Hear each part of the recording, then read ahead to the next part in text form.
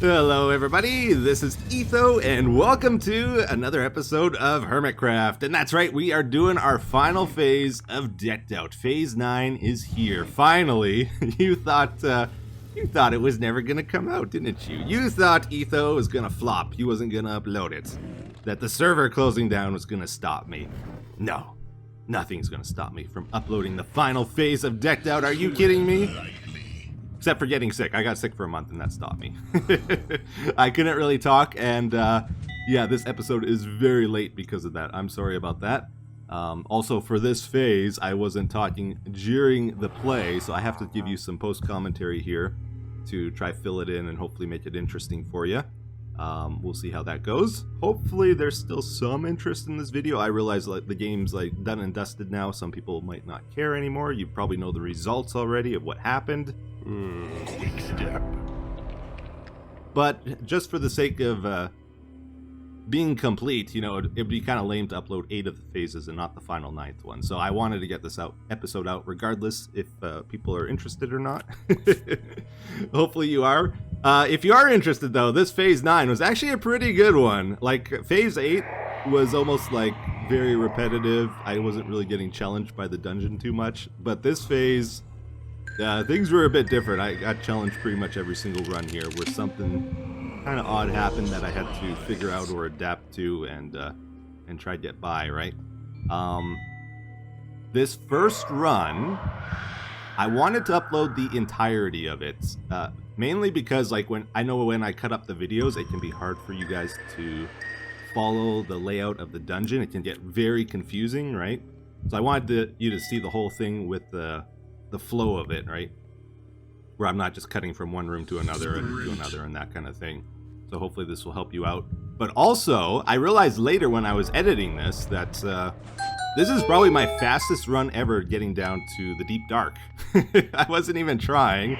And I looked at the time later in the episode. It's like, what? It was like 7-8 minutes without bringing a key into the dungeon. I think that's my world record. My personal best here, so I thought this would be a good run to start it off with too. Because of that.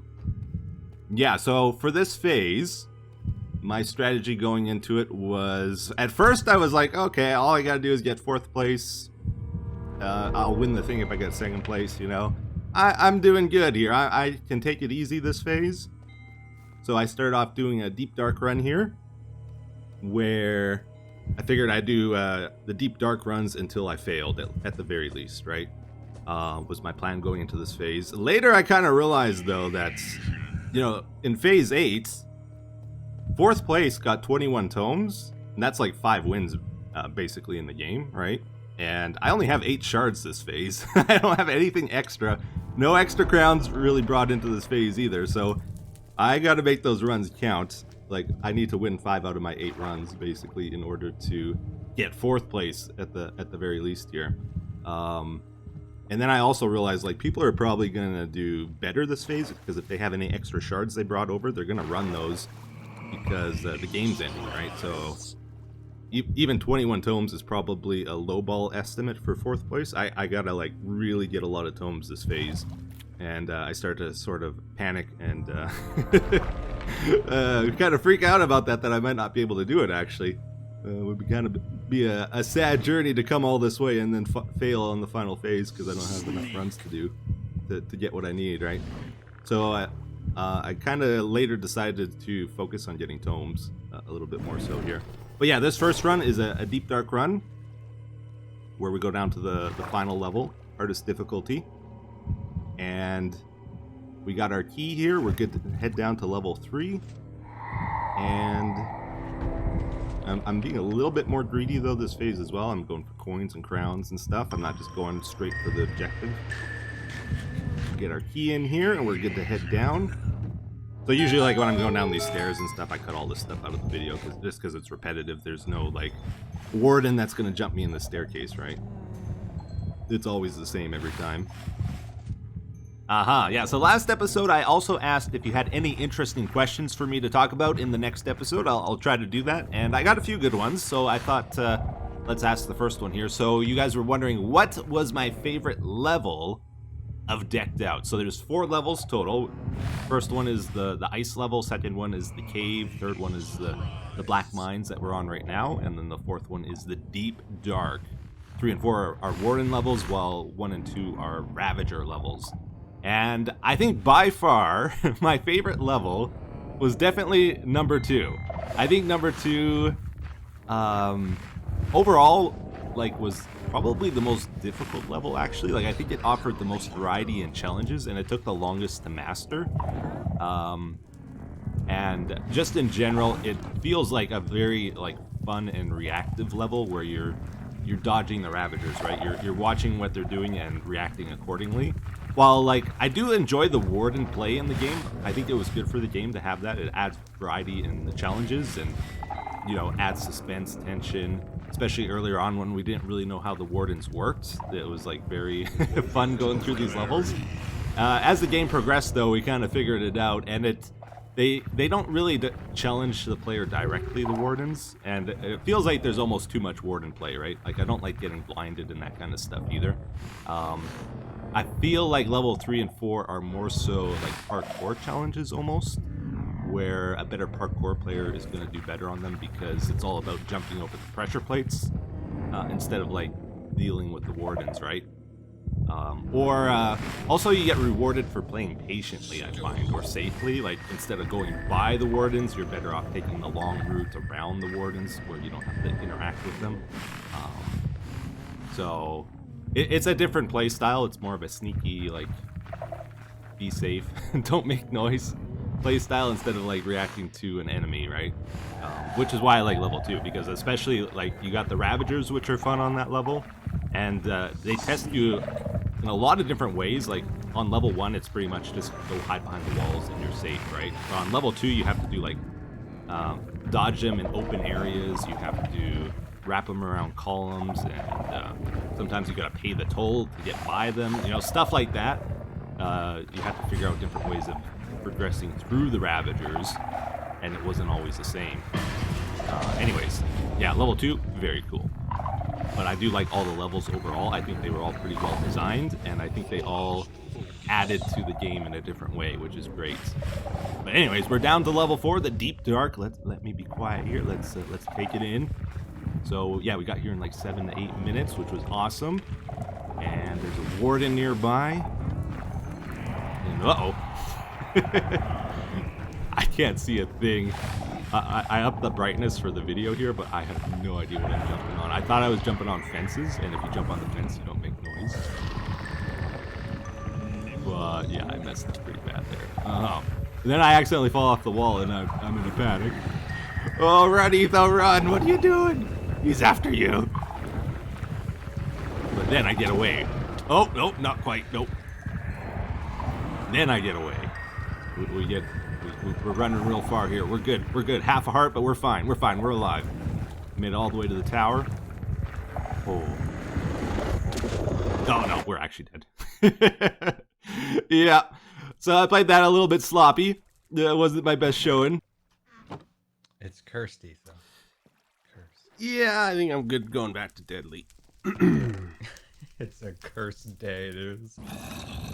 Yep. So we head back into the dungeon on deadly difficulty here, and this run was especially a weird run. We get our queue, not too much trouble on level 1 there, but then we get greeted by this Ravager on level 2, right? So I loop him around the column, or so I thought. I see him in the corner there that he didn't go all the way around, and I got worried I would get hit if I tried to go down the mushroom path there. So I have like a split-second decision to go down spiders instead. Because if he chased me and then there was another Ravager down mushrooms, I would have got sandwiched. But there's another reason you don't want to take spiders at the start of the run.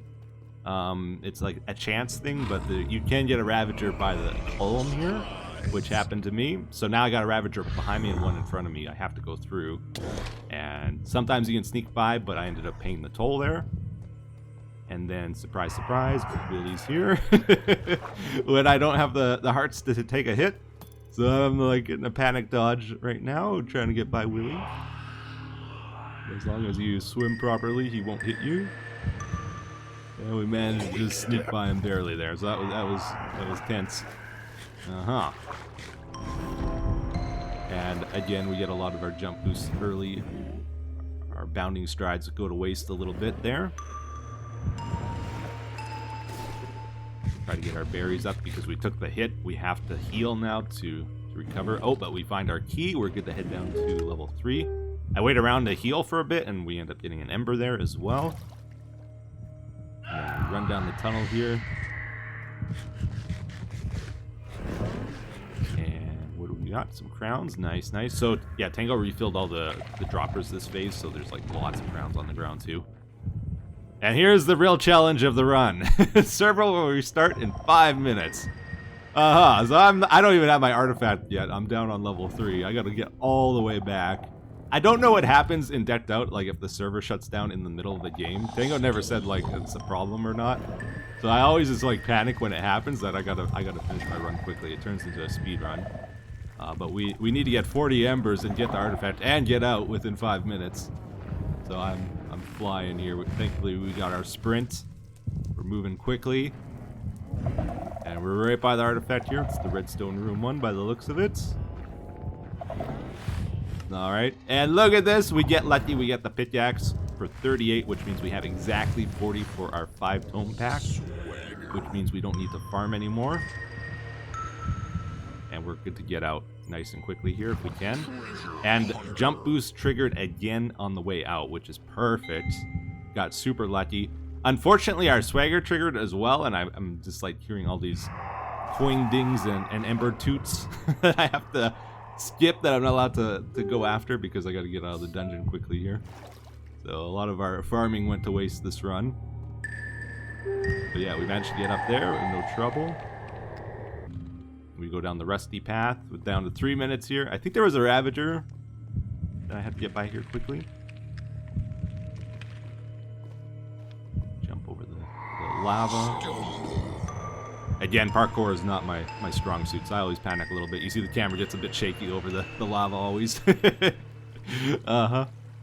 And then I'm super careful here because I didn't really stop to pick berries or anything this run. If the Ravager found me on level 1, he would have just killed me. Like, I couldn't run away from him if it happened. But I have to, like, really dodge around the corners and stuff to make sure I don't run into him. There he is. But we got our berries now. We're safe. And we're down to the final minute. It's like, okay. Usually I'll check the River of Souls area there, make sure I pull any Ravagers out if they're waiting for me, but this time I just run it, take the risk. Hazard is up there, so we have to jump the river. And then we're good to get out of there. There is one more Ravager at the start. I don't remember exactly where, and I don't really have time to investigate, so I just run through and hope I don't run into him. And we make it just in time. Oh, snappers. The run doesn't officially end until you throw it in, though, I think. We get our embers, exactly 40. We throw them in, we buy the 5-pack, and server reset. Aha. So we just barely made it there. Yep. So this next run starts off pretty typical. You know, we farm up some berries, we get some embers on level 1 here, which is nice. And then we get our sprint, and I run full force almost right into that Ravager's butt. Thankfully, I saw him in time here. He was actually protecting me from the other Ravager at the top of the stairs there, which was nice of him. We get our key, and then we're good to head down to level 2. This is where the trouble starts for us. Yeah, so the water hazard is out, and then this Ravager, I pull him up to the front, and he gets stuck in the water. So we have to go around to the other side. Now, I don't like the lava side because I gotta do parkour over the lava, right? And, yep, we got a Ravager waiting down Rusty's path there, which I wanted to go down. So now we have Ravagers at both entrances. So we pull him off through the wall there, get him out of our way, and then we have to run by him, cross the lava. But thankfully we get by no problem. Rusty's path is pretty safe usually. And I don't really like sneaking in this game. I know I'm setting off all the Shriekers in the world, but I built my deck around it where I have lots of plank block, right? So I can just run through things and not worry too much. Here I'm desperate for berries, so I do I race the Ravager to the berries there, see if I can get them before he gets me. Yeah, and then we run into Willie's area here. Usually I follow the same order every time. I check left, then I check mid, then I check right. And we get the key right off the bat here on the left one, which is nice. Because Willie hangs out at the front of the ship usually, so the back is safe to loot. Head down to level 3. Hazard triggered already, and there's a couple wardens hanging around here we gotta watch out for.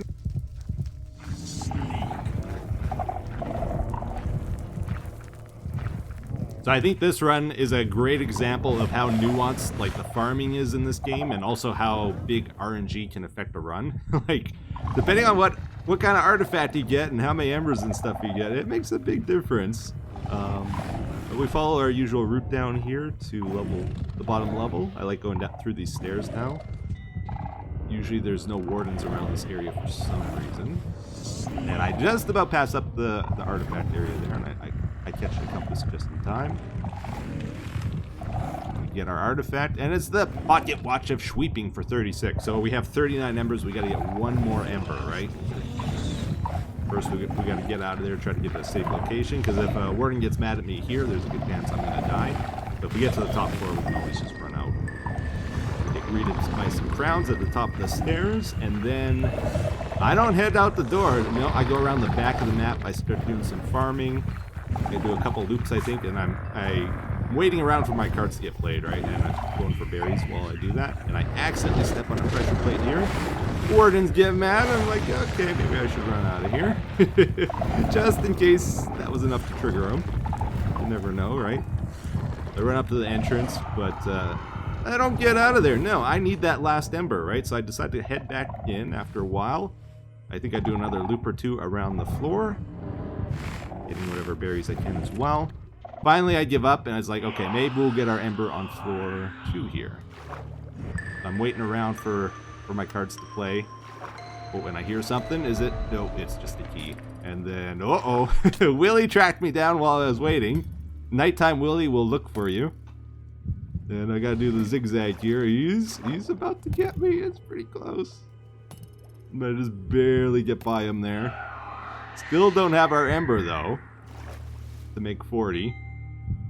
But then our jump boost triggers, right? And I think that's our last one in our deck. And I'm like, okay, I should know this. Get off of floor 2. Maybe we'll get our ember on floor 1. I'm like getting pushed closer and closer to the start of the game.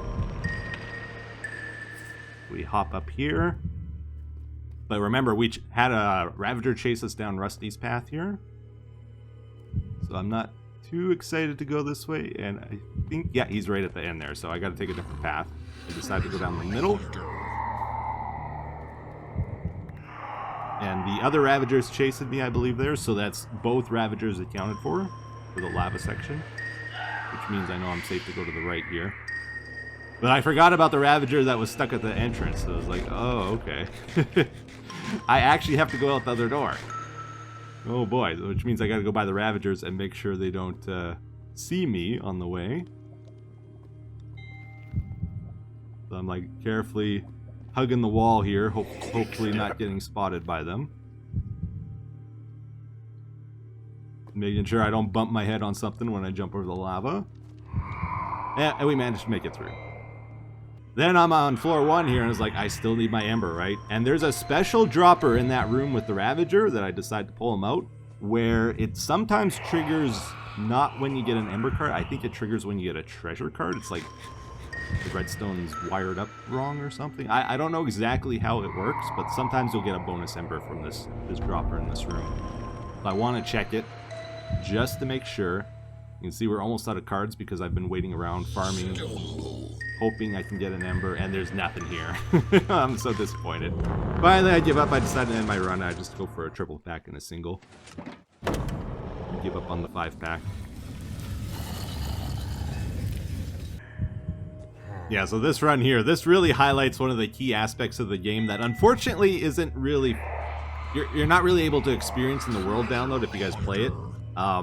You're supposed to have other people playing the game with you, right?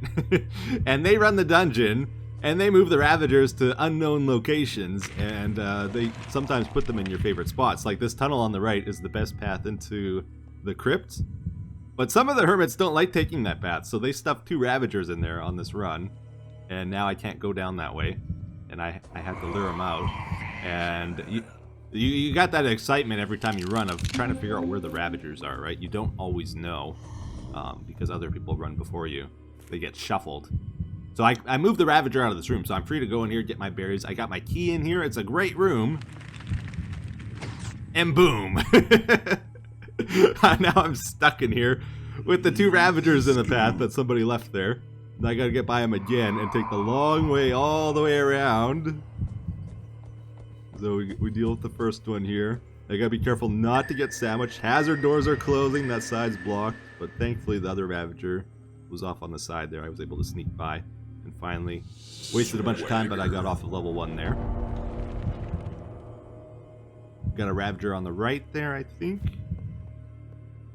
Jump down on my windowsill, and oh, somebody put a Ravager in there as well. It's kind of a weird spot for one. It's a good thing I didn't jump off the window. And there's also a Ravager further on here, probably, right? So I'm nervous about it. I jump up on the mushrooms, and there it is. Okay. If I just ran straight through there, there's a chance, like if he was in the middle of the road there, that he would have made it impossible to pass, you know? So it's a good thing I checked it. For some reason, he didn't chase me, though, so I'm free to get the berries. Get a couple embers. Checked out the amethyst room always for a key. A lot of times you'll get a key in that room. Got our jump boost, so check around the top here as well for some keys. Don't find any. So eventually I'm like, okay, I guess it's time to head down. Looking around for Willy. I have a very hard time spotting him. Do a little bit of farming because we had our swagger. I think Willy was in the water there, so I decided not to jump in the water and just get around on the land instead. Still no key though. I'm hoping I'll get one up ahead here.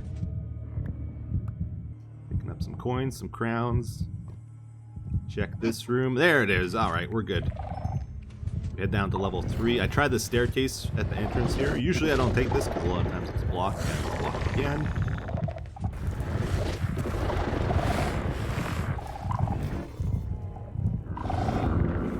And the wardens are very ferocious this run. You can hear them all over the place. Something's got them excited. Oh, he's just on the right. So I've had bad experiences passing the wardens when they're on the stairs, so I don't want to do it.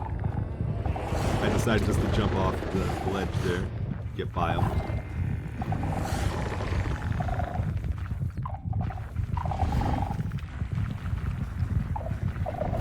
Yeah, things are pretty spooky on this level this run.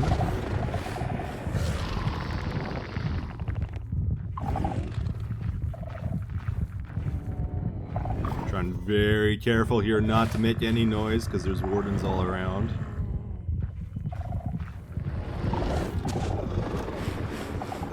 But thankfully we got a pretty easy artifact location here. And boom, we get the rocket ship for 46, so that's a big one as well. Very nice. I think I step back here and just wait a bit for the wardens to de-aggro instead of going right across. And I don't want to pass the warden on the stairs, so I take the long way around. Because I've had bad experiences whenever I pass him on the stairs. It seems like another warden comes and greets me.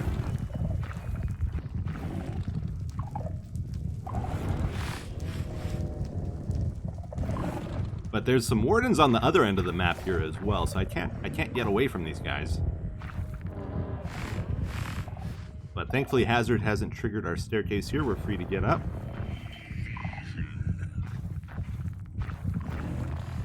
No idea where the warden is. It sounds like he's close though. Eventually we get up to the top floor and we get out of there.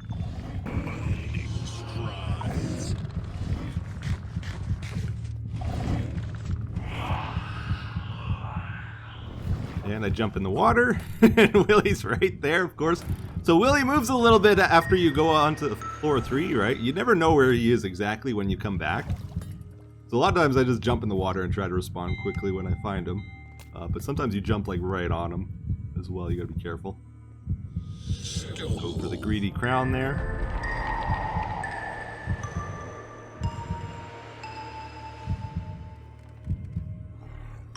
And I've really started taking a liking to jumping off the bridge and then heading down the middle path here. So So we pull the Ravager out, and then we're free to head on. And we got the jump boost, so even if this is down, we're free to jump up, and then the Ravager can't chase you either because you can't get over the jump there. So it works out great, right? We lured all the Ravagers up to the front of the map, so we're safe to get out of there. Level 1 gave us no trouble. And we got 46 from the artifact, plus another 4, so that's 50. We can get a 5-pack and a single. But I also check every time, you know, does Speedrunner card come up? And it never did. I really wanted that card. I never got it. Stability. Yeah, so maybe for this run, we'll try to answer another one of the questions I got asked in the previous episode. Somebody wanted to know, like from a game design perspective, what was my least favorite thing about Decked Out and what was my most favorite thing about Decked Out? I don't want to rag on Tango or anything, but I'm a straight shooter, you know, I'll say things as they are. I actually think Tango made the right choice not changing this, though.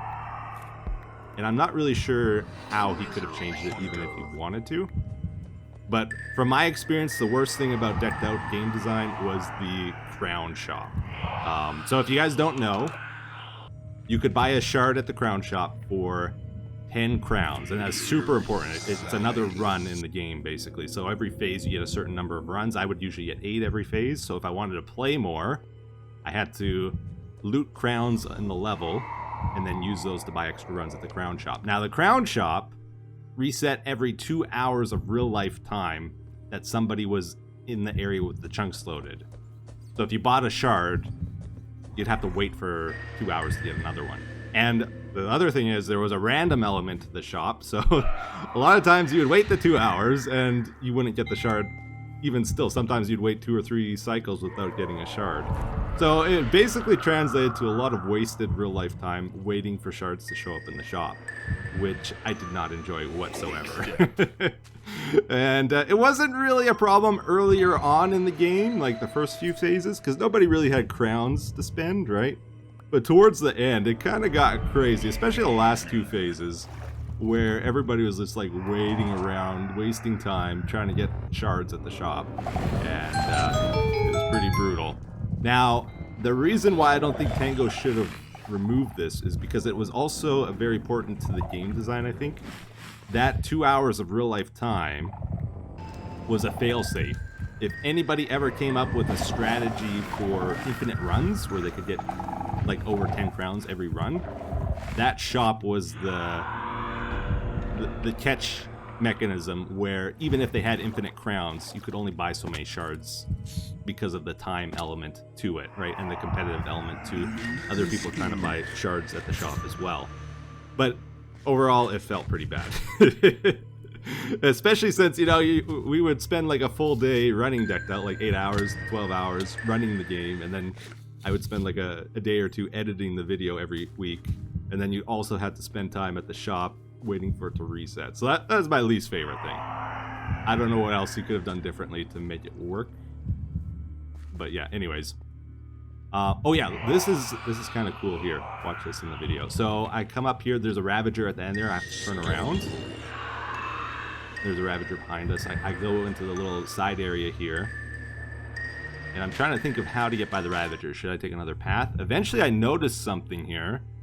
You can actually jump up to this too high area here. Right? But you hit your head, right? But if you're at the edge of the block, you can still make the jump. So I realized I can jump on the windowsill from inside that room without jump boost, without sprint or anything. And this is the shortcut for getting by the hazard here. Like, the hazard wasn't triggered, but if it was triggered, it's like a really good shortcut. Probably the best one I found in the game besides the bridge one. So I thought that was kind of cool. Focus. Okay.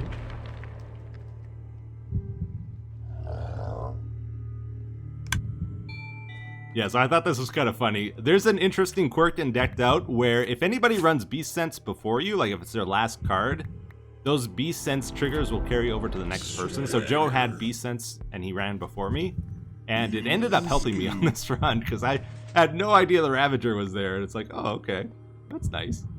It ended up saving me probably. Anyways, what was my absolute favorite thing about the decked out game design? So, for those of you that don't know, like back when I was in my teenage years, it was my goal when I grew up to become a game developer. I wanted to make indie games, right? I have no training or anything like that, just like as a hobby. I wanted to turn it into a professional thing, though. I was good at the programming aspect of making games, but then when I would go to make games, I found out I really didn't know anything about game design or art or music or any of the other elements of making games. But ever since then, I've always like tried to pay attention to game design just in case I ever resume that hobby in the future, where I try to figure out what works and what doesn't work with game design. And the big takeaway from Decked Out here that is super genius of Tango is the card system. So it solves so many problems that a lot of games have. The big thing is, like, a lot of game designers want player decisions to be meaningful and impactful on the game, right? So how does that work when you want to give them power-ups? If you give them permanent power-ups, usually you have to scale those back or they're less impactful. If they all stack together, the player will become overpowered, and you can't do that, right? So Tango's solution here of making them permanent power-ups, the cards, but they only last for a certain amount of time, is so good. Because they still have the impactful moments, that those 30 seconds or whatever that something triggers. Like, you get the loot and scoot, right? And I feel great when that triggers. It makes a big impact on the game, but then it goes away. But it's there every run I do, right? It has that permanent aspect to it as well as a collectible aspect that draws the player into the game, so they want to keep playing and collect all the cards, which is great. That's like what Pokemon thrives on. It has that random aspect to it as well, where the order of the cards is different every run, so it adds a whole lot of variety to the game as well, which is amazing. So every run feels a little bit different, even though it's the same exact deck. They come in a different order, and your decisions change every run as a result. And every run it feels different and impactful, and it's amazing. So that's my big takeaway from Decked Out for any future game design. Alright, focusing back on the run here, you can see I'm having a little bit of a problem here. I put myself in a bad situation where Ravagers are guarding both of the exits, and I had one chase me into this area. So I have like a three-way sandwich going on where I can't move forward or go backward. And then the horns start poking out of the wall here. And my time is running out to make a decision on what to do. And I don't really know what to do here. There he is. He's about to see me. And it's like, okay, I'll try jump over this guy with the jump boost. And I end up falling in the lava and just totally messing it up.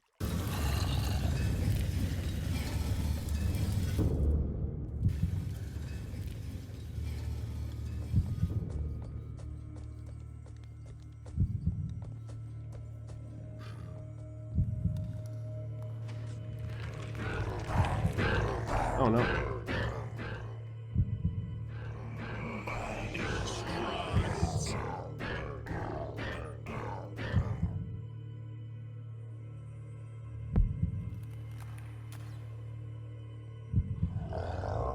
Oh, I got nervous there, but he's fine. We heard him. He's all good.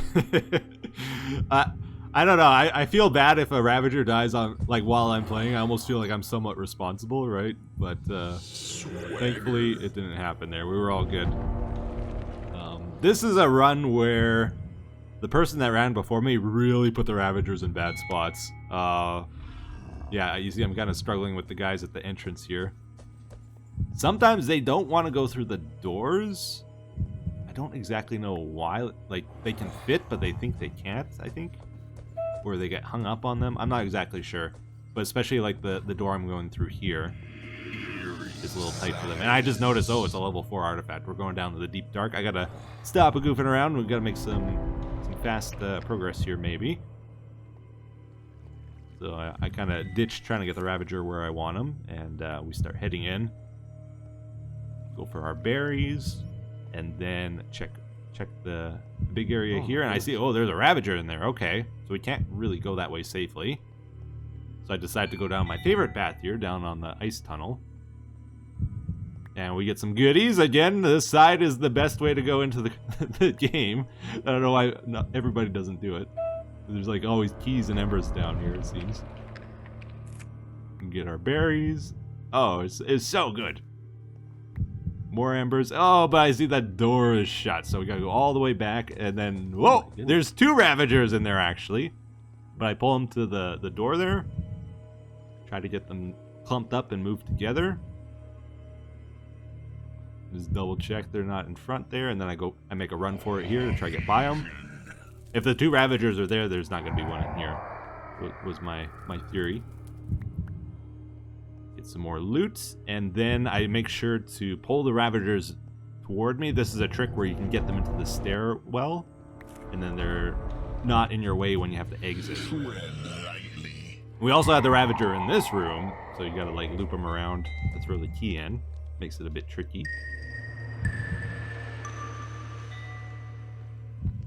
But we managed to do it. And we get out of there quickly. And then more trouble. I see a Ravager at both entrances. I end up going through here though. Try to get him to chase me around the column. You don't want him in the front of the column when you go by, because then he might get you before you can get by in time. Jump down the windowsill. Make sure this guy leaves the exit so he's not blocking it on the way out. We take the middle path down. Stability. And then we merge back to the mushroom area here. But as I'm doing this, the Ravager manages to see me, so I can't get my berries. I gotta go through the drip leaf here instead.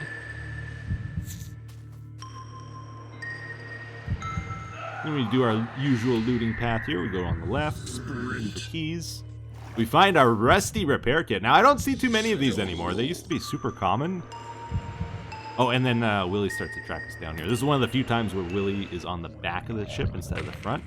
Managed to find the key inside the ship. Then we head on down, do a quick loot before we head down to level 3. Nimble looting. And just watching out for Willy because he's making his way forward at the moment. And I'm struggling to get up here. I missed the spot. Just barely get by without getting tridented there. You heard it get thrown. That was super lucky. A couple more crowns before we head down. Now look at my cards. And the cards by the time I get the key here. So that every 8 cards on the deck is about 5 minutes, I think, of real time. So I spent a long time trying to get the key here. Eventually we get it. All the wardens were on the bottom level, so it wasn't really a big threat or anything. It just wasted a bunch of time. And looking around, trying to spot where the wardens are at. Looks like we're in the clear on this run. Again, we can hop on the fences there. It won't trigger the pressure plates. Unless unless you miss. Uh-huh. That is the tricky thing about Decked Out, is like you get used to jumping and then you get jump boost or you get sprint or something and you gotta like relearn your jumps. And we're there, we hop on down. Nice and easy. We get the 38s. We're good. We got our 40 embers to get the 5-pack. Still got some jump boosts, so I decided to hop back up on the wall to get out quicker. And look who it is! We got a skeleton on the wall there. I was gonna try jump and take a shortcut up to the exit, and then I see the skeleton. It's like, oh no, what do I do? You know, as I'm trying to figure it out, the jump boost disappears. It's like, oh, okay. So we gotta take the dangerous way through the fire instead.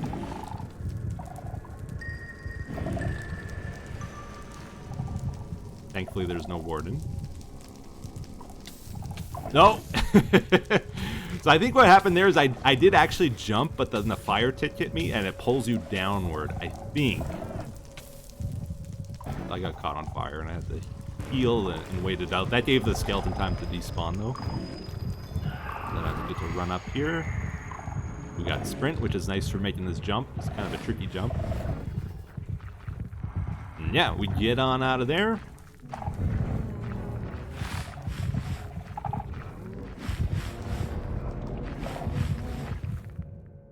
There's a couple wardens poking around on level 3 on the way out.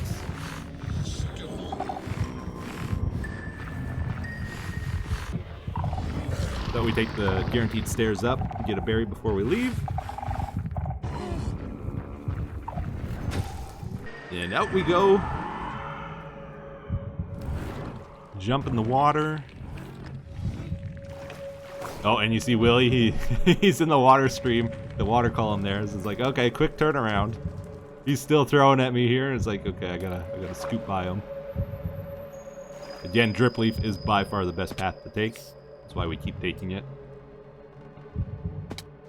Managed to get through without getting hit by the trident, which is nice.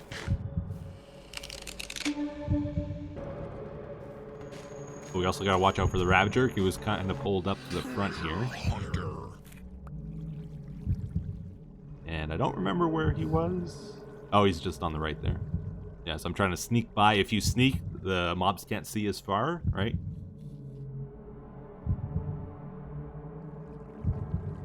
Trying to hide behind the mushroom. I wait for him to move a little bit, then I go for it. Slowly sneaking by. If I let go of shift, he'll probably see me here. And I take a peek, make sure the hazard hasn't triggered there. It looks like it's good. Looking around for any Ravagers. Coast looks clear to me, so there we go. Get on down the middle path. Again, I really like this middle path now.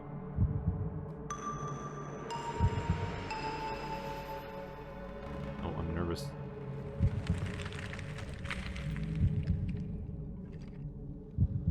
What am I nervous about? I think I'm worried about a Ravager being up ahead.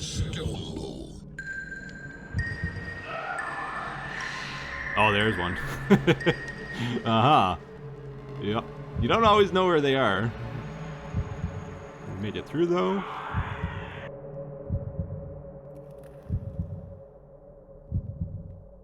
And we left that one Ravager at the start here, so I'm kind of nervous about it, that we're going to get sandwiched. Because there's two Ravagers at the beginning. If we're not careful, we got to pull this guy out. And make sure the other Ravager doesn't chase us as we're doing that, or we're going to get stuck. He manages to get through the door. I'm proud of him. Lost a little bit of weight. And then we loop him around the column here. And it's home sweet home. So we go for the 5-pack. And I think we could afford a Clarity as well.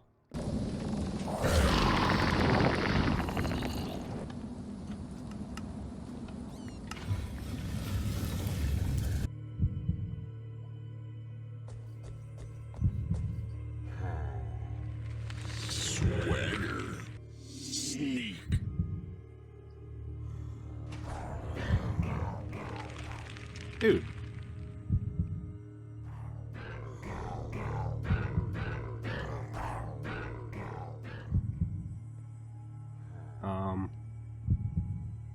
I can't save him.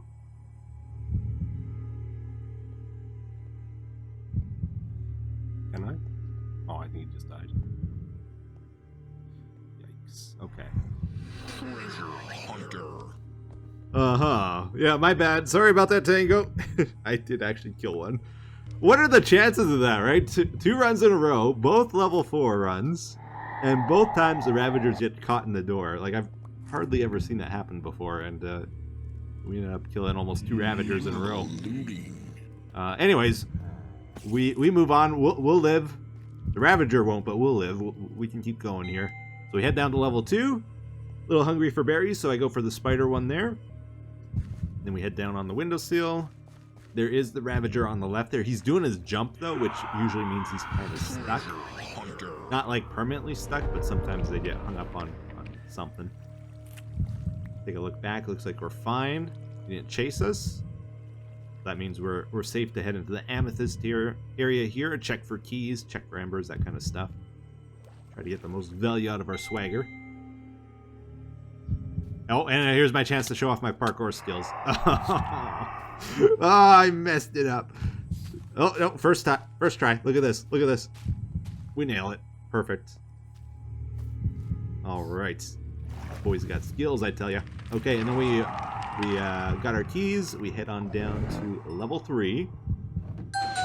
Our nimble looting triggered. We got all the treasure in the world. Go for one final greed run there. We head to the back of the map because this is like the best loot spot for level 3, where you'll usually find a key. You can also check down the middle here to see if there's any wardens in your way.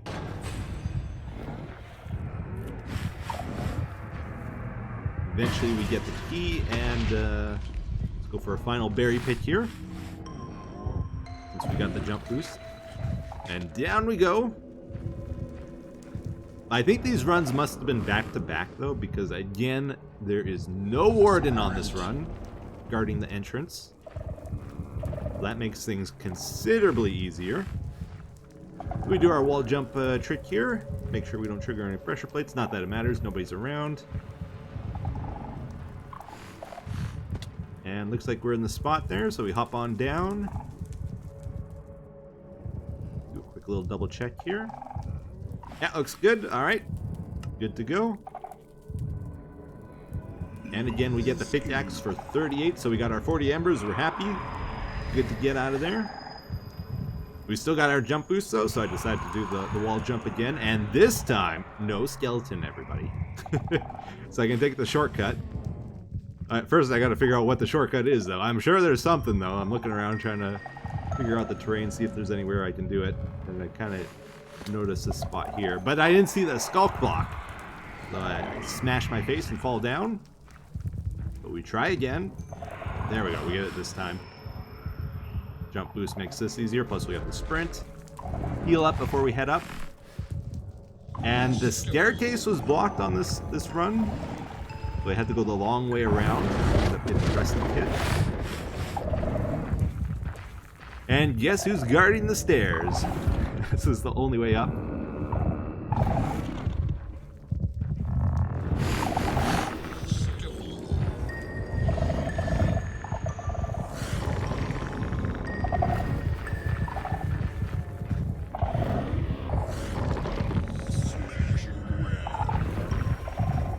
I'm going for it. They're distracted. They're mad at something, I don't know what.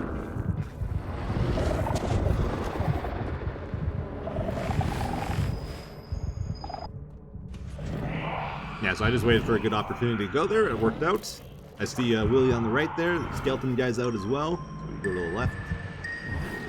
Sneak by those guys. We got our jump boost, so you know what we're gonna do.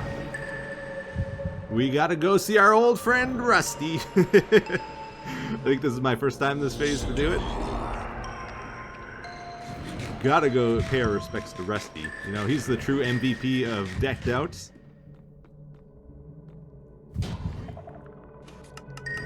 I don't know if he ever got out of his cage, though. I really wanted to rescue him, but I wasn't sure how to do it. Alright, then we take the Rusty path to the lava here. Oh, there's a Ravager. Gotta make a break for it. I think the other side was blocked, so that's why I went on the left instead. And yeah, another successful run. We got 48, so we could buy Clarity again, plus a 5-pack. And I stashed the evidence in the secret locker. And yeah, we're all good. Nobody needs to know about it.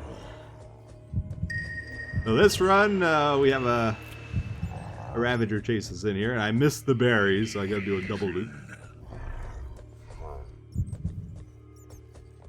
Managed to get him that time. It was only one berry, barely worth it. We got jump boost though, so I'm desperate to head up to the secret spot here. We can sometimes get crowns. Nothing there. Oh, never mind. We got a crown.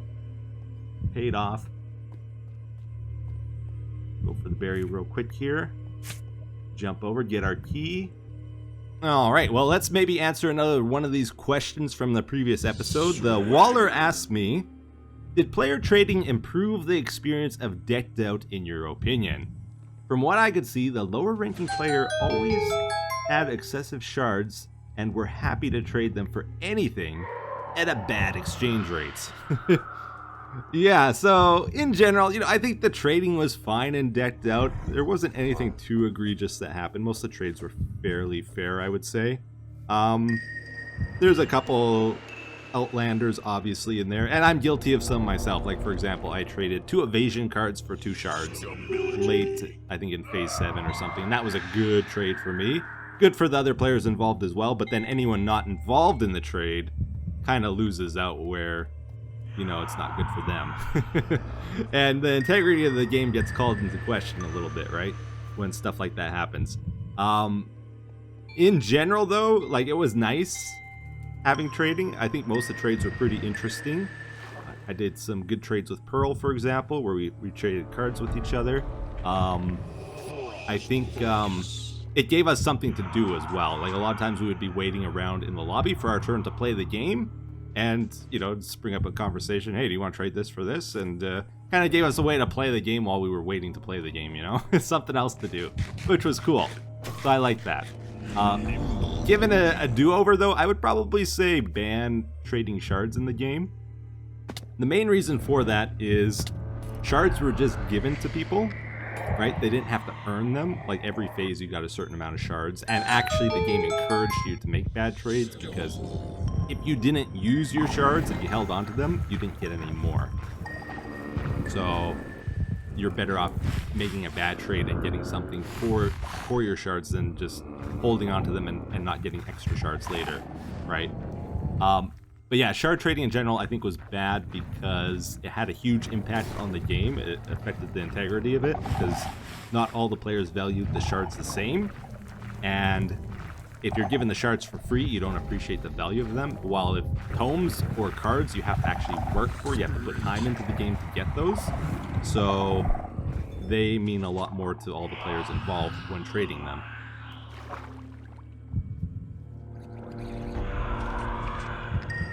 No, we got a sneaky Willy hiding under the boat there. I don't think I've ever seen him in that spot before. That was kind of weird. Thankfully he missed though. We got another great question here from Jade Queen Blah, who asked, what Hermit surprised you the most this season in their playthrough of Decked Out? And I think without question, you know who it's gonna be? B-double-O, okay? B-double-O actually won a phase, and it's not that he can't win a phase, that's not what I'm getting at. The way he did it as well was a huge shock to me. So I assumed, I think it was like phase 2 or phase 3, I didn't see B-double-O playing at all that phase, right? I thought he quit the game. Yeah, like when I was hanging out in the lobby, like B-double-O was never around, right? So I was like, okay, he's done. Then out of nowhere, I think on the final day of the phase, he did all his runs and focused entirely on tomes, and he pulled out the win. He showed up to the ceremony, you know, like where Tango hands out the points. It's like, you gotta be kidding me. He actually won this thing, right? It's crazy. You know, like Hypno and that, he got 3rd place in Decked Out 1, so I kind of expected he was going to be pretty good, and he's got great movement skills in the game and that kind of thing. So that was cool to see, as well as like Pearl and Gem did very good in Decked Out, but I knew beforehand that they're pretty good Minecraft players, right? So that wasn't a huge shocker to me. I gotta give a big shout out to Cub. You know, I know Cub's good at the game as well, but like at Minecraft in general. But I watched some of his runs, and he is exceptionally good at movement. And you know, the true test of Decked Out, I gotta say, a big part of the game is avoiding conflict, avoiding getting hit by things, avoiding running into tough situations. But when you're put in one of those tough situations, how you react to it. Do you come out on top, or do you get killed? From what I've seen, a lot of times Cub comes out on top. He really does well under pressure and handles things great. So that's cool to see. So that was kind of a surprise just how well he handles that stuff. Again, we got to give a big shout out to Scar. Scar's actually pretty good at Minecraft, you know.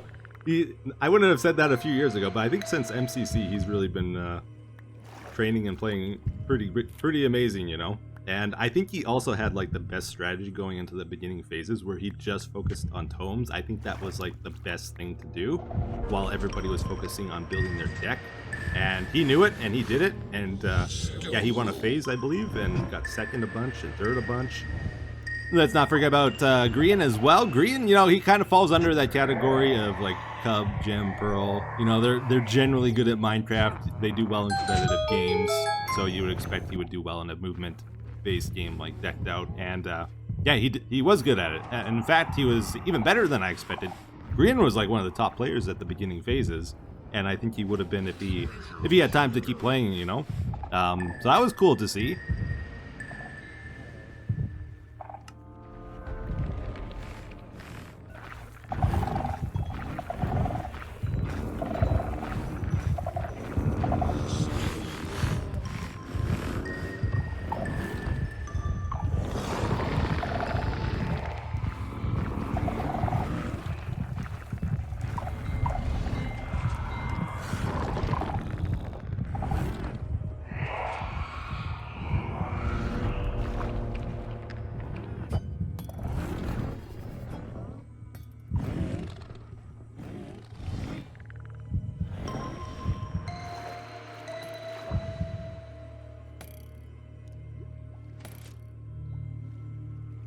And we also can't forget about, this is up there with B-dubs, I would say, Jimmy. Jimmy came on for the server event and shocked everybody. Like on his third run of the game, he got all the way to the Deep Dark, got the artifact, got out, and was like all the way back to level 1 pretty much before he got killed. Like that was crazy. I think that really impressed everybody. That was a huge, huge surprise. Quick step.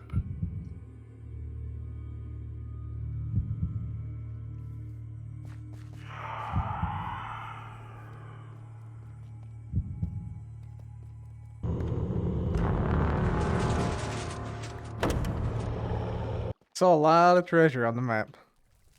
Yeah, Tango looting was doing some work. that was one of my top runs. 14 crowns. Yeah, that was crazy. Treasure. I also got the triple tome bonus again. Let's go. So, not sure what that's about. Might be something broken.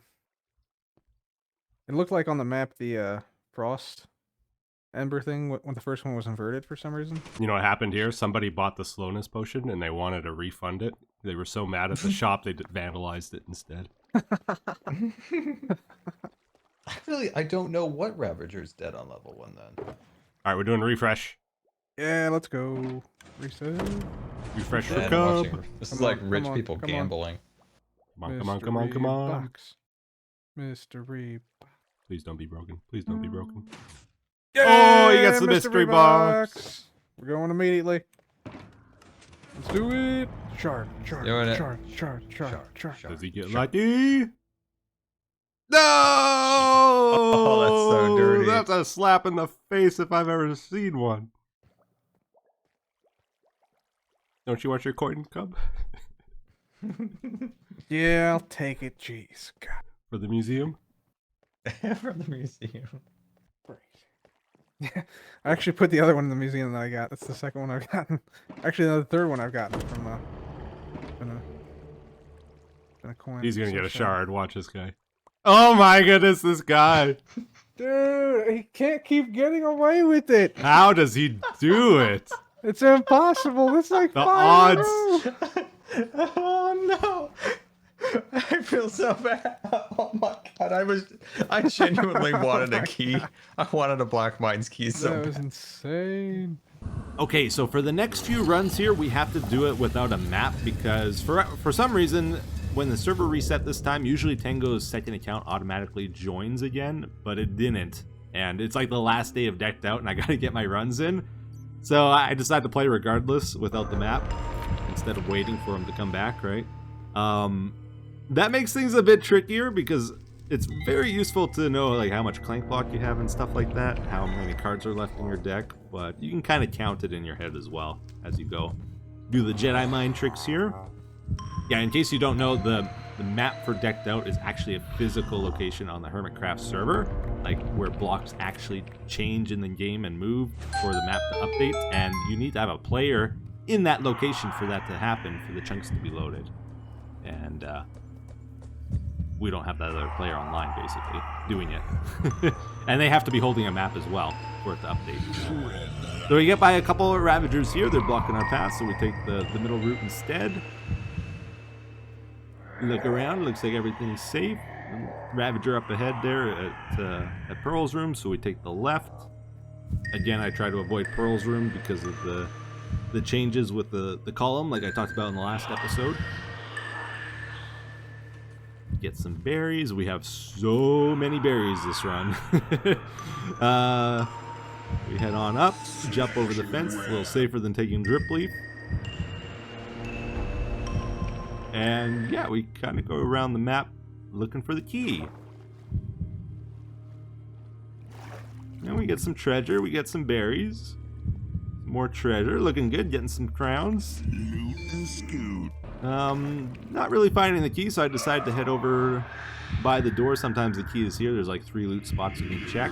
Silence. And it wasn't anywhere there, so I head back on the boat. Check around the coves again. Getting lots of coins and crowns, but yeah, no key. There's gonna be a common theme with this run. Unfortunately, you know, sometimes you just get a bit unlucky. Oh, and Willie kind of locked me into the cove here. We scoop by him, though, after we heal up here.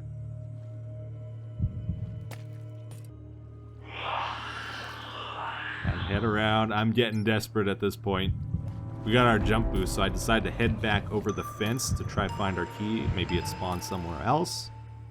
You always have that dilemma, like, do I go take a risk, go somewhere on the map that's hard to reach to find the key, or do you wait around the safe areas and just hope it spawns?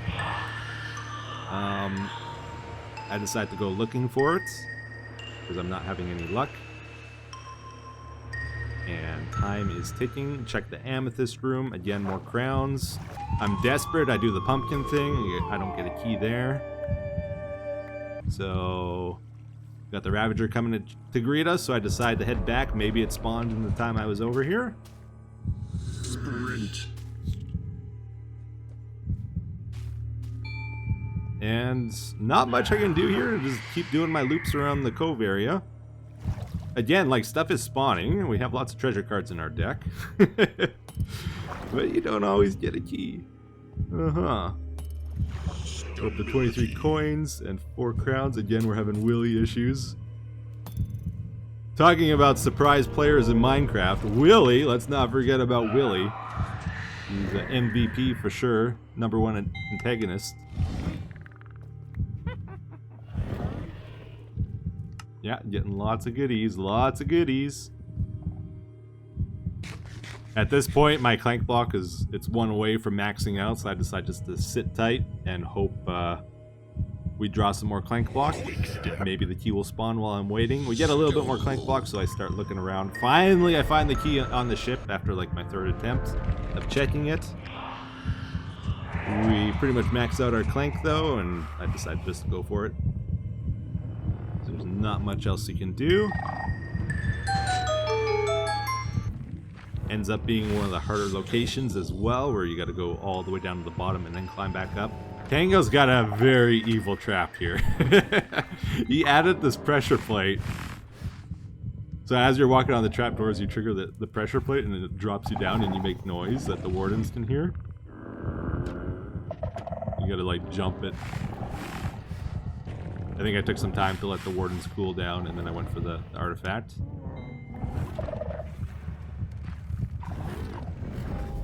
This is one of the best artifact locations, though, like where you get high numbers.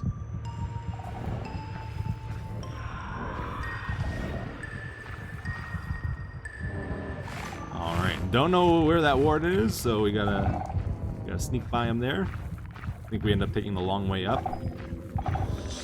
This guy's in our way. I just gotta get by him though at this point. And doesn't hear us. I decide to go for loot, more loot. Am I greedy? What's going on here? Yeah, I guess I'm greedy. I go for the crowns. What do I got to lose at this point? Again, a crazy crown run, crazy amount of coins. But we get our berry, we get out of there. We're at max clank. I decide to take the right here. But Willy cuts me off, so I gotta go a different way. I know there's a Vex spawner on this side somewhere, and I found it. I thought it was on the boat for some reason, but no, it's on the left of the map. I don't usually hit max clank on level 2, like in the water area, so I don't really know those locations too well. Okay, so we got another question here from Magican Host, who asks, Etho, what drives you most in a game like Decked Out? Is it the competition and winning overall?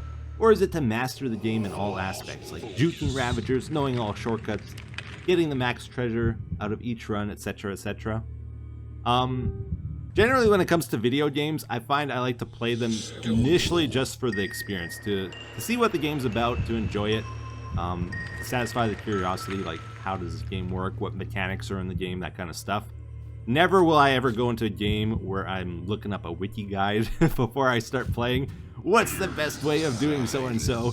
You know, I want to get that experience firsthand, right? To figure stuff out. Later, if it's a game I really like, I'll try to master it to some level. And when I say master it, I mean from more of a strategic point of view, not from like a mastery over controls and movement in the game. To give you an example, I really like the game Super Metroid, and I've looked into how to speedrun that game before. I've attempted to speedrun that game before. Like, I understand strategically how to perform moves and what moves to make in that game and what controls need to be pressed. To actually perform those controls, though, it's beyond me. That game is extremely difficult, and it's not my specialty doing that kind of stuff. Oh, Willie gets us trapped here. Oh no!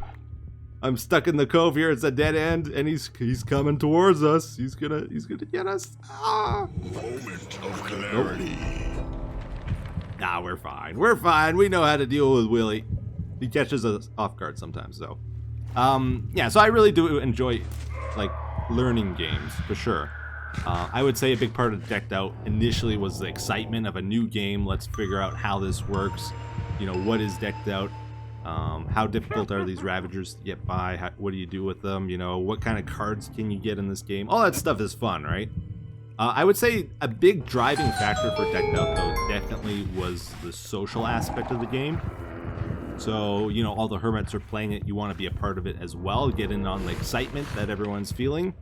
And, yeah, that was super cool. And also there's the social aspect of, you know, Tango spent a year or more building this game. You want it to be a success for him. And the only way it's going to be a success for him is if you take part in playing it. Nobody plays it. It's going to be a big flop, right? So why not play it? Oh, I tried to jump up the wall here. So I don't have to go by the warden. Unfortunately, the jump boost runs out right then. I gotta go up the stairs a long way.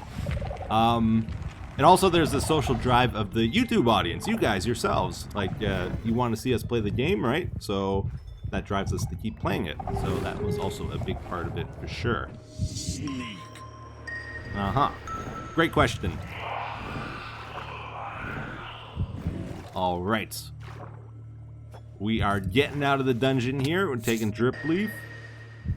Willie really gave us trouble on this run for sure. Can we get by the Ravagers? What's going to happen here? I don't know. I haven't watched this run. Well, I have, but not in a while.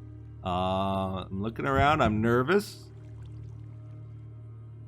Where's the Ravager? Oh, he's on the left there. Oh, okay. I see him. I run. Hide in my little area here. I think I was planning to jump through the window, maybe. But then that guy chased me. Oh boy. So I can't go through the mushroom route. I gotta go a different way. I hop down. We're still getting coins and stuff. That's good. Looking around. Where's the Ravagers? Looks like that way is clear again. This is MVP route. Oh no, there's a Ravager there. Oh, what do we do, everybody? Yeah, I think I pull him out here. Get him to chase us. This column is so useful over here. It really saved me so many times. So we use that to get by him, and then should be a home stretch, I think. Anybody up ahead here? Nope, looks like we're in the clear. All right, easy run. Level 1 gave us no trouble. We got our 40 embers.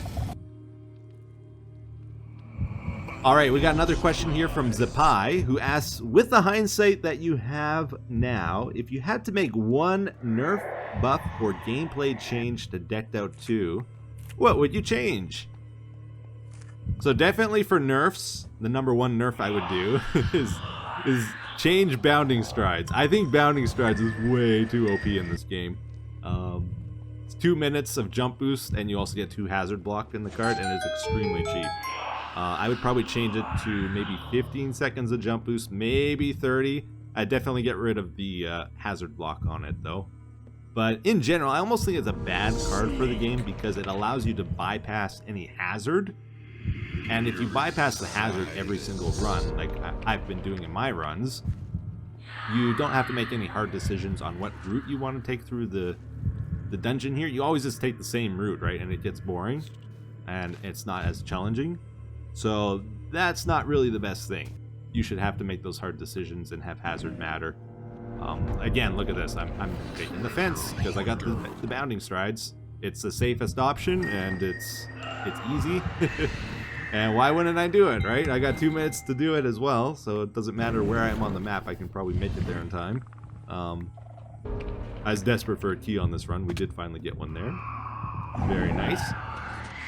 Biggest gameplay change, this is something I recommended to Tango a while ago, is whenever you go down the stairs, I would like it if like 3 cards played in a row, like every level you go down, because usually when you go down a level in the game, you're waiting for your treasure cards to play so that you can get a key to get down to the next level. And what ends up happening is you just end up waiting around a lot for your cards to play in this game.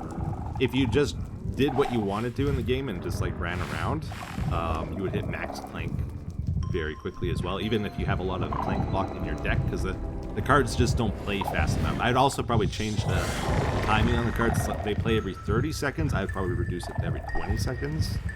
And then I think the game would be a lot more fluid. But yeah, it's a hard call on that for sure, because not everybody plays the same. Alright, so we're getting through here. I'm getting a little brazen here. I'm just running down through here. I'm on the middle level, not even the top level. But I got bounding strides. You know, I want to try and make it there in time before it runs out. And I'm just running by the wardens. Who cares? And we want that easy retreat. We're still missing an ember to get 40 though, so I got to try to get that somewhere as well.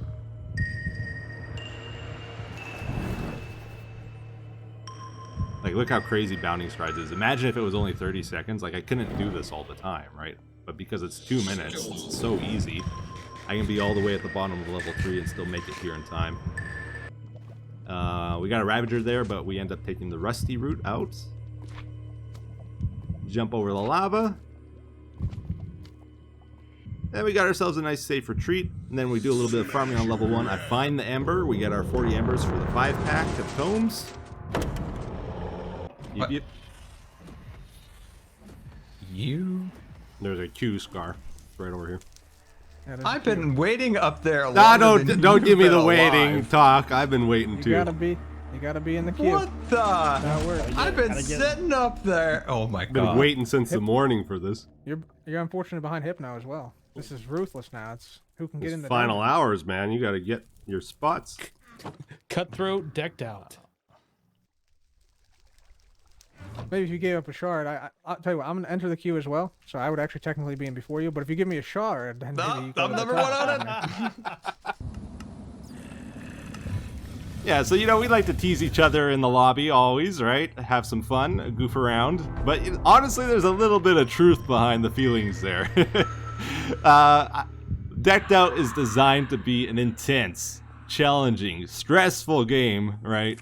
And especially, I found as the phases went on, I was feeling it more and more each phase. Where like, man, this is tough. This is stressful. This is consuming of my life almost. Where, like I said, I was spending like 8 to 12 hours each phase each week to get my runs done, and then like another day or two editing those runs, and then also I was doing Secret Life at the same time, so I had to play and edit that. That's another day gone, and then on top of that, you have to wait for the shop resets and wait for your turn to play the game. And there's very little time left in the week when you add all that stuff up, right? So people are like really struggling to get their runs in, especially on the final like 2-3 phases here, where everybody's runs were taking longer because they're doing harder difficulty and there's more levels to get through, and then the runs themselves are more challenging. You're more prone to making mistakes the longer you spend in the dungeon, right? So you gotta stay extra hyper focused that you don't make any mistakes on your runs. Makes it more intense. Oh, hello, Willie. What you doing there? I gotta do a zigzag here. You know, it's like every step of the way through the dungeon here, you gotta really pay attention to what you're doing. And then, especially in phase 9, everybody had like extra shards from previous phases. I think they were running, so the dungeon was just booked the whole week, where people were trying to get it into the very last minute. People were running, and I just barely got my runs done as well here. All right, we got another run at the trapdoor area here. Again, it's usually a good artifact. We get the Potty Watch is sweeping, which is fine because we got the 4 embers. That's 40 exactly. I'm just waiting around for the warden to de-aggro. We passed by one on the way out here. He doesn't even know we exist. We go right by him. We do have the jump boost, which we used to get up here. Oh, but I don't run out. I'm not trying to get to the exit. I'm looking for more loot. We're at the end of the phase, you know. I'm counting my remaining shards, and it's like, well, maybe I can buy a few more if I play extra green, right? So I'm going around trying to get more loot, even though I got the objective done here. And then I think I run out now. No, I don't go out the exit though. I go for more loot. Super greedy. That's a lot of crowns. That's a free run right there. 10 crowns worth of loot. If the shop has the shard available, that is. Oh, Willie's still there waiting for us. We gotta get whizzed by him. Oh, he gets us. And we don't have a lot of berries here. I don't know. Are we gonna make this one? Oh, I go on the ship for the berries, I think. Try to heal up. Yeah, we still got quite a few cards left, so I guess I got time to do that.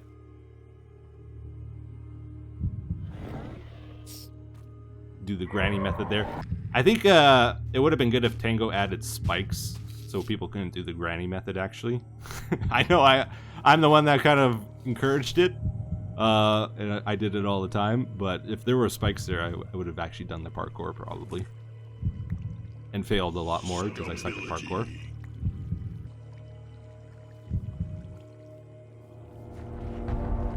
Alright, this guy sees us. I get him on the left side so that the mushroom's in the way. He can't just charge right at us. We run by. There's one more Ravager though, right? Where is he? Where is that guy? Is he there? No, I guess we get by him. Okay, cool. Up to level 1, easy run, no challenges on level 1, so we just go right to the exit here. Oh, and we get another level 4 deep dark run.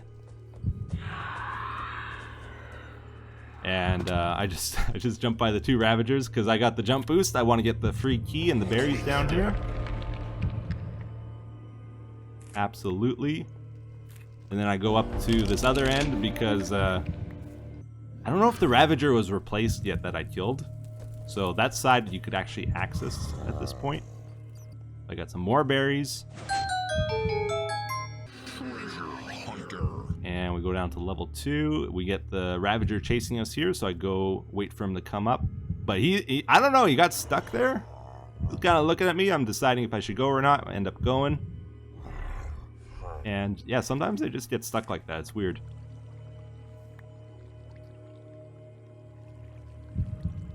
Alright. Not a whole lot of coins yet this run, though. Just kind of waiting around for our key because we got the swagger. There it is.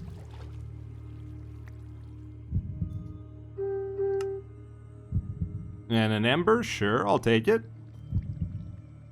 May as well wait a little bit for the rest of our embers to trigger. Slowly go here so the Ravager doesn't see us. That's at the end there, and we pick up the embers at 4. Nice. Oh, sure, one more. Yeah, we'll take it. 5. Ooh, looking good. Swagger is such a good card. It's insane. All right, well, we go to do the drip leaf. And then I'm being greedy, right? We had the swagger trigger. I go through all the loot spots, of course. Make sure we get all the value out of it. More embers, more crowns. Then I think we're good. We got our key here. Probably get all these loot spots. I'd probably go to the drip stone area as well. Yeah, we get our rusty kit there. Nice. Now we're good to go down. We got our key to get down to level 4. Always good to grab berries even if you don't need them, just in case something happens on the run. And yeah, we're good to head down. I always try to get the berries here. If they fly towards the fence, you can pick them up, but sometimes they jump away. All right, so this is a different day, of course, and on this day, I believe we actually have a warden guarding the entrance here. Yeah, right there. So it's not going to be an easy run. We actually have to be careful.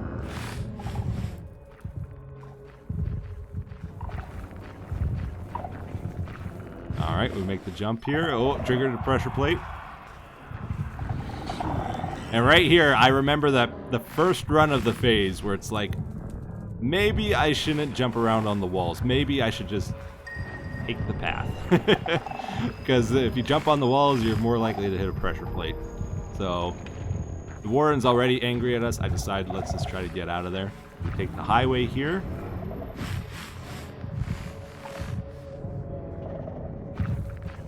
Trying to keep an eye on the compass, figure out where to go.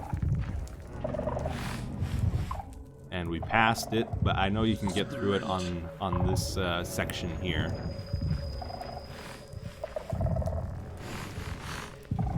Not entirely sure how to do it though. It's a maze here. I'm not a big fan of mazes. They're not my strong suit.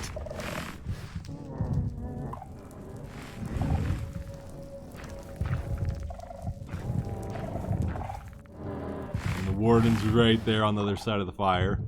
I can't really linger. I gotta move. I gotta keep moving. And this is the tricky one where you gotta jump through the fire to get to it. But if you do that, the warden's gonna hear you take damage. So it's like, okay, what do we do? Gotta keep moving.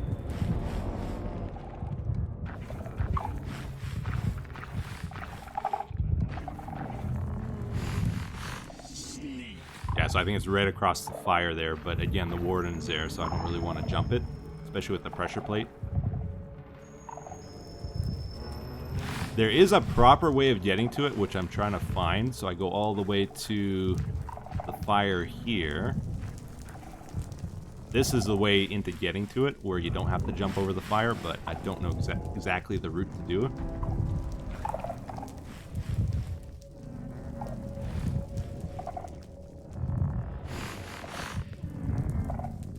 But I give it a shot here. I try to follow the compass.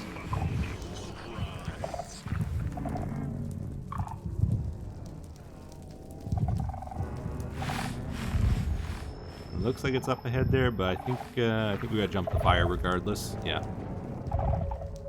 With the jump boost though, we're able to do it without getting burnt or hitting the pressure plate.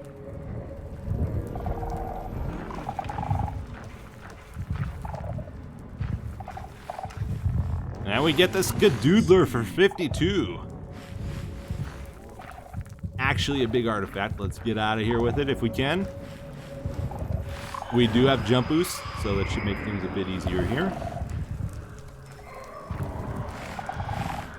Yeah, we take the shortcut. And we run. Jump boost makes this easier as well. Alright, a little dangerous there, but we got off of level 4. Now, this is what really freaks me out on this run. We get up here, and the warden is mad.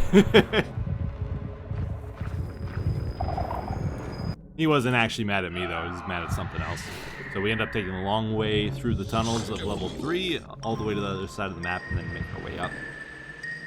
Then we go down to level 2 here. Watching out for Willy. Seems like we're in the clear though. I'm trying not to touch the water too much. Do the granny method down the drip leaf, like we usually do. Jump across here. I almost fall there. I don't know. I keep hitting my head on something there.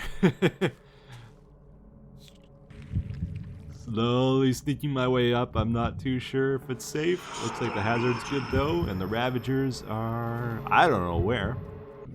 Back at the level 1, we have one Ravager out in the main area there, and another one under the bridge. I gotta pull this guy out without the other one seeing us. We get him to the top of the stairs, and then we fall back so that he'll they'll go down the stairs underneath the bridge. Making sure the other Ravager's not sneaking up on me. And yeah, now they're both underneath us. Off in the corner, so we're safe to head down. We got the area cleared up ahead here. And I think we're good to get out now. Yeah. A little bit of a challenging run, but we got it. And 59 embers, so we can buy a 5-pack and a single. I thought you were going to sing a song there. Step right up and grab it. I got nothing.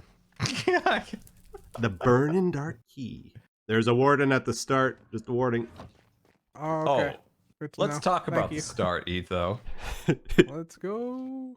What start? Can't believe we got. I have never seen the wardens in worse spots than when I ran. They're all piled. There was. I might have ran out of there and, you know, they might have chased me a little bit. Well, somebody put the Ravagers back on the right ice tunnel again. Oh. If I ever figure out who's been doing that, it's over for them. It's over. You heard it live, Jeff. The best path keeps getting blocked, and I don't know why. Right side, best side.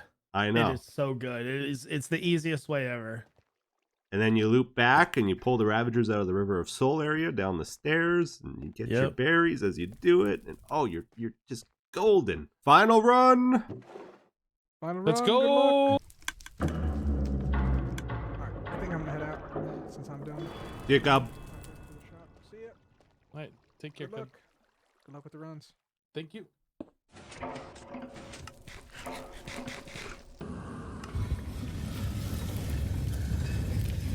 Yep. So I decided to go for a deep frost run to finish up the phase here. Why not? Let's have a little bit of extra fun. The phase went pretty well for me, so I figured even if we lose it, we can afford to at this point.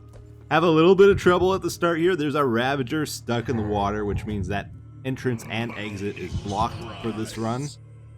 And on this side, it's not much better. We got a big slime guarding the entrance. And we gotta sneak by them. Don't underestimate slimes. They are very quick and they do a lot of damage. Got the jump boost though. We can jump over the fence here. I spot Willy for a change, and it's a daytime Willy, so I don't think he can throw his trident at us unless we touch the water. So I'm trying not to touch the water. Jump over it instead. And then we gotta find our key here to get down to level 3. Oh, and we hear the ding behind us, and look at that, it's our key. We bought a key from Scar, a Deep Frost key, for a moment of clarity. It was a pretty fair trade.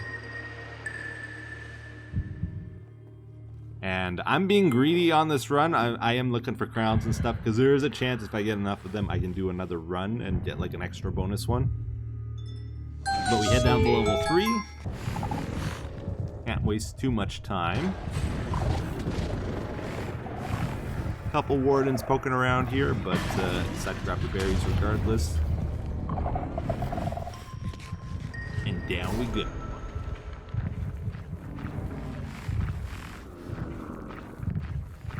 I overshoot that. I forgot I had the jump boost. Fall on my butt there, make a little bit of noise. Again, though, it's so much safer if you just stay off the walls. And take the highway. The highway here is so good. Makes it so easy to get around this level.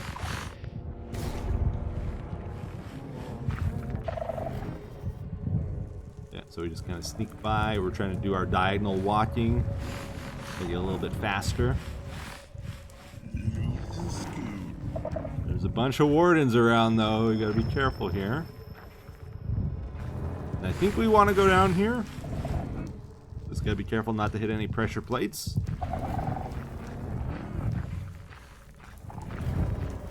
I do find like the maze part of the level at the entrance is the hardest part of this level, though. The back area is a lot more open. There's a lot more places to juke the wardens, I find.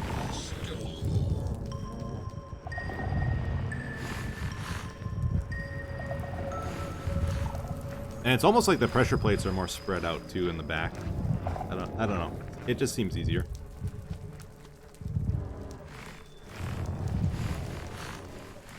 Alright, it's looking like our spot. Yep. Want to double check though. We got wardens nearby. I don't want to make any extra noise if we don't need to. And we get the Gem of Greatness for 40 embers. Exactly enough for a 5-pack.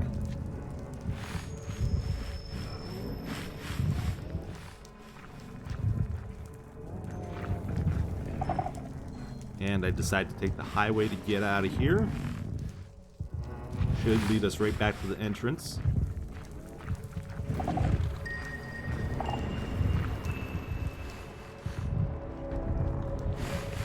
So it's like a T shape, right? So this is the long part of the T we're on now. If hazard triggers though, this does turn to a lava highway, and then it's not so good. You don't want to spend too much time on it then.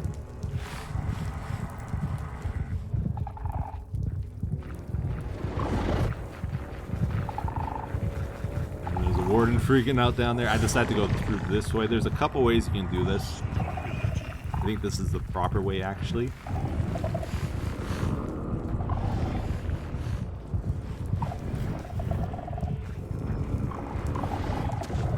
I see there's a pressure plate up there, and I don't want to trigger it, right? That's a too wide fire area. I was thinking about jumping through that, and it's like, nah, maybe not. So I end up going backwards.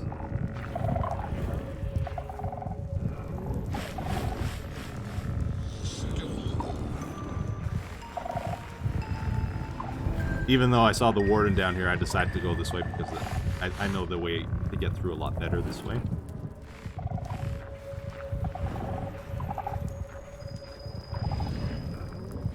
Double checking, looks like it's safe. Decide to jump it. I get caught on fire because it's actually a too wide fire, I believe there, which I didn't see.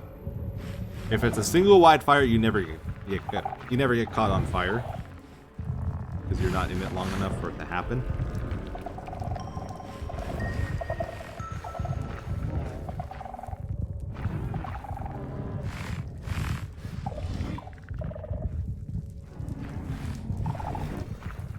But the only downside of going this way is we have to do the fire parkour, and I'm low on health now.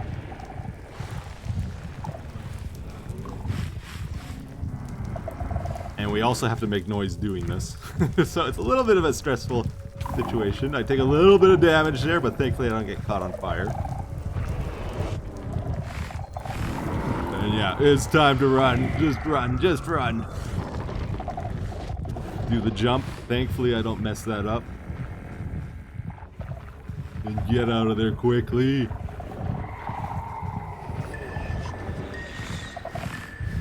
Alright, hard part done, right? No, not quite.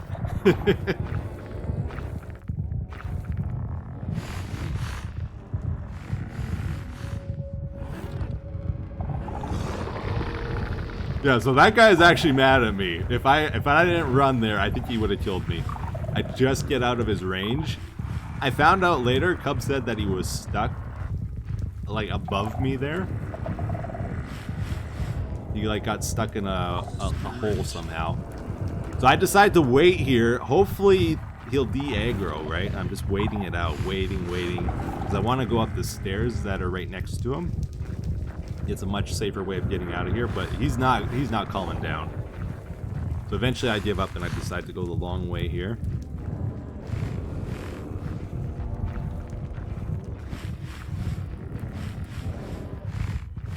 We do have sprint though, which makes things a little bit more enjoyable getting through here. Otherwise it takes a really long time. And we're getting close to the other wardens now. We gotta be careful we don't hit any pressure plates.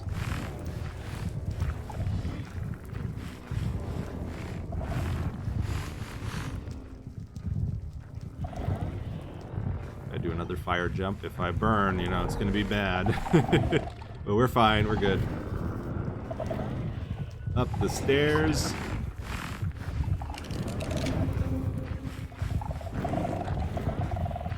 Oh, we got a friend. He's mad. Oh, snap. It's okay. He's just having a moment here. We'll whiz by him. It's fine.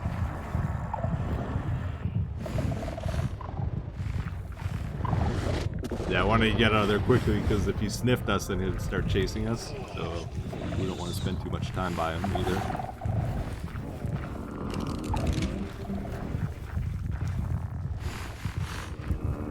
There's our other friend. Thankfully, we get by him before he's a problem. And the hazard hasn't triggered here, so we can get up the stairs easily. Gotta kind of keep moving. These guys are chasing us.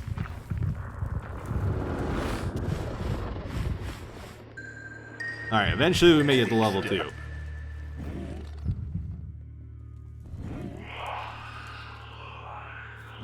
Just run by here, try not to touch the water. Willie's right there, but we get down before he throws at us.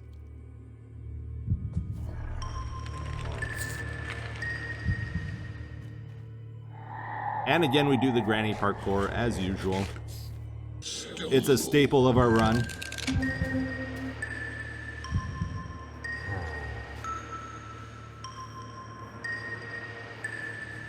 Alright, just looking around. Where are the Ravagers at now? We know there's that one at the exit. We can't go through the exit on the mushroom side, right? So I think I decided to go a different way here. Or did I forget about it? Oh, I'm gonna do the thing. Oh, I see the water then, I think. And it's like, oh yeah, I can't go that way. Or no, I saw that the hazard wasn't triggered, so I'm free to just go up that way. I don't have to do any fancy tricks. But the Ravager is there. Just double checking he's not going to be able to escape and get me here. Kind of going slow. Watching my back, you know, never know. They get free sometimes.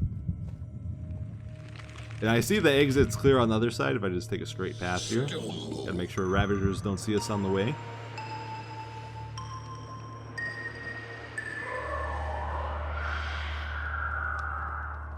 Extra careful around the lava, and we are good. Sprint. Alright, we made it to the bridge. Again, we had the 2 Ravagers here. They kind of wander a little bit after you leave, right? So you just got to reposition them.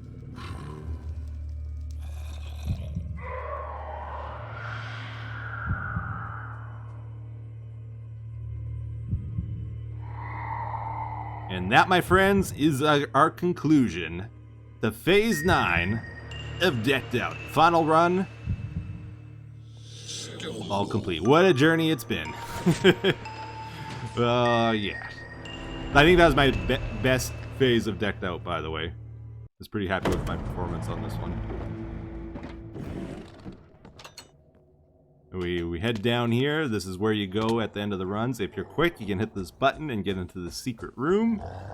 I wanted to get in there one last time to see the final signs.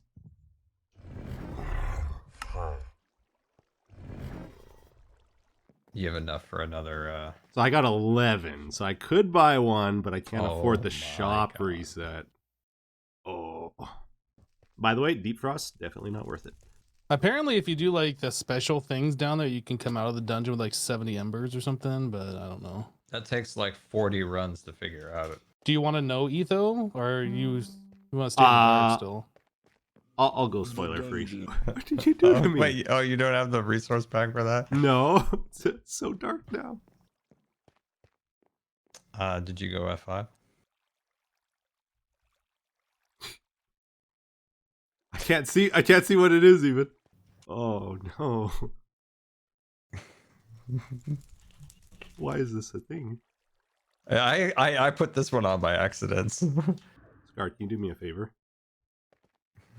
Yes. Could you kill me, please? Now, I believe we got to get our tomes in before the time's up, though, too. So I better go do that. Oh God, here it goes. You have to. Do you need a dolly? You might want to get a wheelbarrow. Yeah, I was gonna say we're gonna need some support here. I am curious what people got this phase. This is a very interesting phase. All right, everybody. Well, that concludes phase 9 of Decked Out. That's right, it's over. And this was the final phase. So thank you, everybody that stuck with us through this this game. It's been amazing. I've had tons of fun with it. I hope you enjoyed it as well. Big thanks to Tango for making the game, for letting us play, maintaining it, keeping it going. It's been incredible.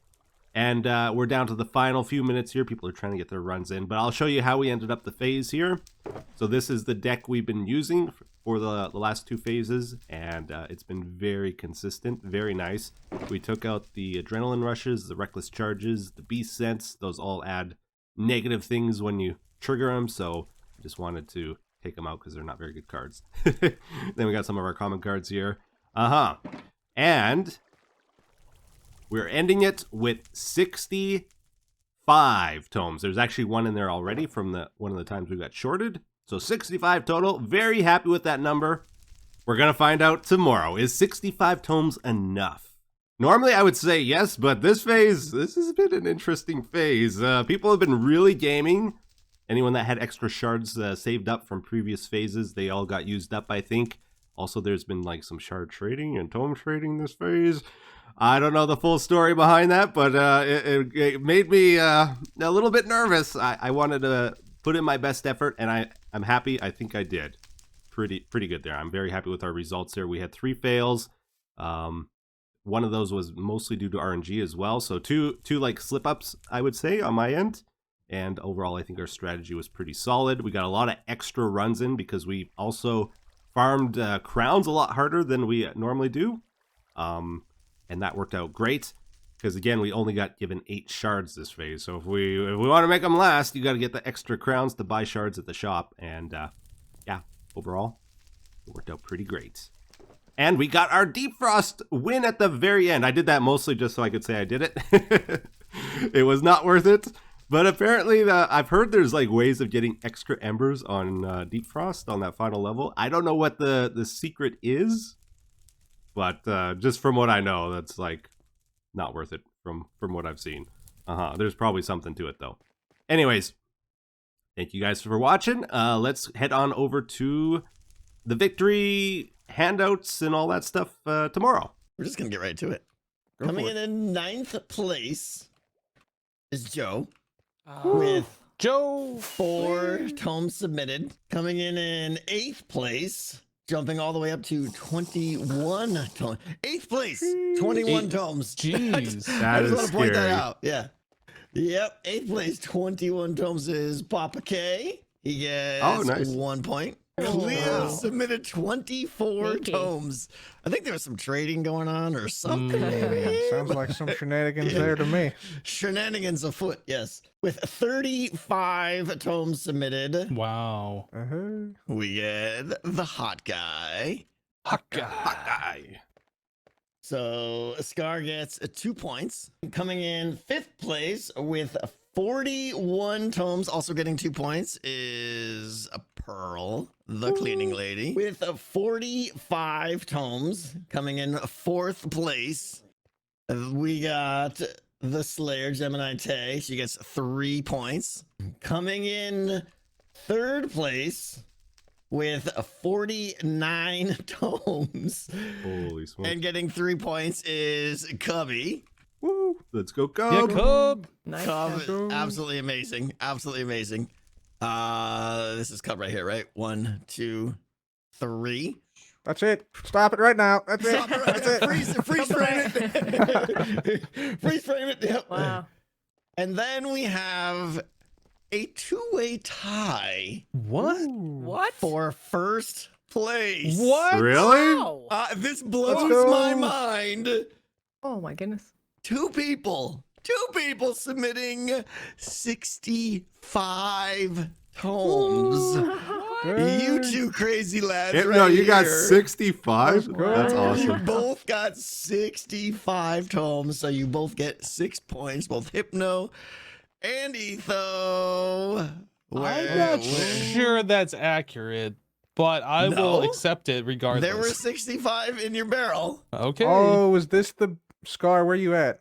Is this the bug? that Scar Oh, was that's right. talking Scar about? mentioned this. I think I probably submitted 44-ish. All right. There we go. Now go. we can freeze it, Cub, right? Now freeze it. Freeze it. Now we freeze it. Yeah. No, no, no, Let's no, go. I didn't get Well, my yeah, points. this Where's is my the points? middle of adding. Where's my points at? They're coming. Calm down. All right, so Hypno's gonna get 3 points for 4th place. Etho in 1st place Let's go. gets 6 points. 1, 2, 3, 4, 5, 6. To the ceiling! Come on, let's go! Nice. Keep it going. There it is. Okay, so first things first. Oh wait, hold on, I forgot a thing. Yeah. Etho wins. They say. Thank you, little doggy. Let's go. Yeah, Etho wins. We have a couple. We actually have one phase winner now. There you go. Another one to add to your collection, Let's go. Nice, nice. which leads us to the final standings. It's both bittersweet, happy, and amazing and sad. Coming in 3rd place, we have the guy who couldn't even read a compass when the game started. Sounds like Scar. Oh, Oh, sweet. Wow. It's a little bit of a broken texture. Best That's improved cool. compass skills. No, you got broken. No, pay no attention to that. We'll fix it. Amazing. Coming in 2nd place, the S tier player of all S tier players, Cub a fan. Let's go. What we got? Dungeonology, PhD, and its parkour skill. Let's go. Parkour, yeah. The defending champion retains his Etho. title. Let's go. Etho! Oh, yeah.